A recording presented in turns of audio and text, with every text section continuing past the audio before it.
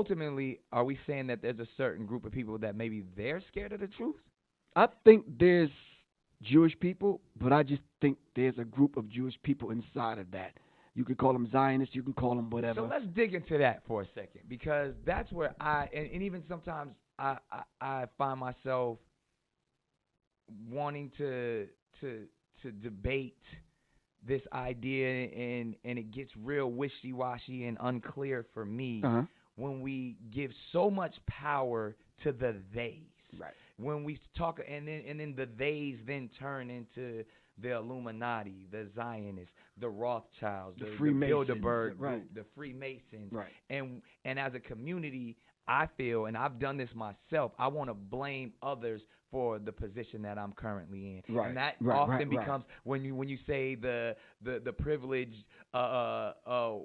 white girlfriend comes into the room, and or the apologists, or these people come in and say, why aren't you guys over slavery already? Or why are you always complaining? And what you do for yourself, or pull yourself up by your own bootstraps. And my people were also oppressed. We hear all of this stuff all the time, which a lot of times I really can't debate what they're saying, because some of what they're saying, there's some truth in it, because we're often blaming and saying the theys.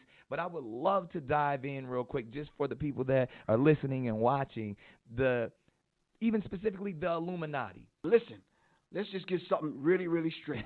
We are the first Freemasons. Yes. We are the illuminated ones. Yes. We are the first ones to establish secret society. Yes. That's us as a people.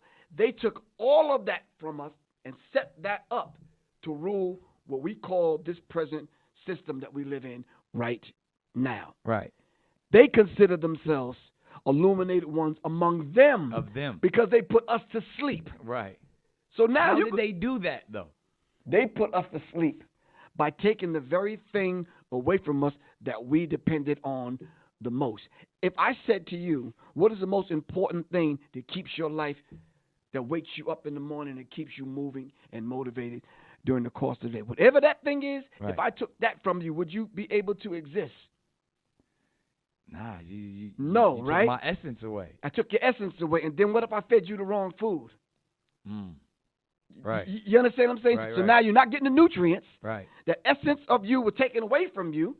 All right. And then I moved you from one location to the other and mixed you up with some people that you can't even really communicate with. Right. And I did this over a period of time in different places on the continent, because we haven't talked about brothers and sisters in Brazil yet. Right. In the African diaspora. That's where the most Africans went to. Exactly. To South America. But the job that they did on us here, they actually put us sound asleep. Right. So you have to be brought back. And then when you woke, as they say now, the essence that they stole from you has to be put back in you. Once that started happening, that's when we said earlier, they waking up, man. We cannot allow that to happen. Guess who is behind the people that's saying that? They call themselves the Illuminati. We didn't call them that. Really? The holders of the light. Really? The light bearers. Still to this day? Still to this day, they consider themselves the light bearers. But now they hide it in different organizations and fraternities and sororities and groups and secret societies. Because I feel like there's, like, even Trump and this government in America, and we talk about, like, I consider those people the elite. Those are those top 3% or even that top 1%. But I'm not even sure if those are the people, this government, this Americanized government, are those same people that we're speaking of. No, they're not. And it's just for the clarity. That's what I want to put out there. No, they flunkies. Yeah, they pawns on the chess game. Now, this was another clip that got them in some trouble in their discussion of the they. But I think if you truly listen to it, it gives you a different perspective of what they were saying in the sense of the Rothschilds, the different families, even in the sense of when he mentioned Jews, because he said he believes that they're Jews, but then there's people inside of Jews. And he said maybe Zionists, so on and so forth. Zionists, it's important to understand, he's pointing out fundamentalists, people who believe, again, in the Jewish race, people who believe in the literal understanding of the Torah. These people are these fundamentalists, no different than Muslim fundamentalists. It's fundamentalists that push their own separate agenda. And this is what he is trying to point out, in the sense to be pointing out these elites within certain groups. Nick Cannon also talks about a girlfriend or an apologist or someone. I think what he's trying to talk about are these people who might be Jewish girlfriends, or I have friends who are from India and so on. They hit me with that same thing of, my people were able to do it. We left, came over here, and was able to make it. Why can't your people do it? And I completely get that perspective, except it removes something that they talk about in the video. And what they talk about is how we were put to sleep. Right? As he says, we were knocked over here. We were put to sleep by these illuminated ones. And what that means is that as Africans brought over in slavery, we had our culture removed from us. We could not speak our own language. We could not practice our own religion. We couldn't practice our own customs. And so we had our very understanding of self removed and had it replaced with an understanding of white supremacy. And it's that white supremacist mindset that a lot of people have taken on that has us asleep.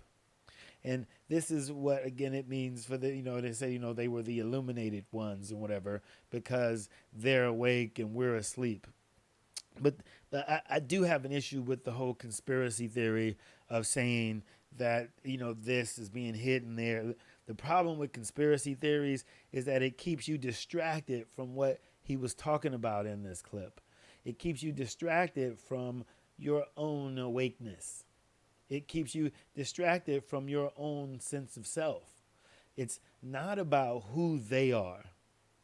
That's the thing we need to let go of. It's about who we are. Because the minute we can restore ourselves in an understanding of who we are, the minute we can begin to just simply stand up. And in standing up, no longer take what they're projecting onto us. When we attribute these other people as the holders of this light, of this understanding, then we don't go and get the light ourselves. And the light, again, is just simply knowledge. It's simply an understanding of who, when, where, and what we are. That's what it means to be illuminated. It's not something that these people have taken and only have and whatever. To be illuminated is to be awakened, is to know that you are chosen.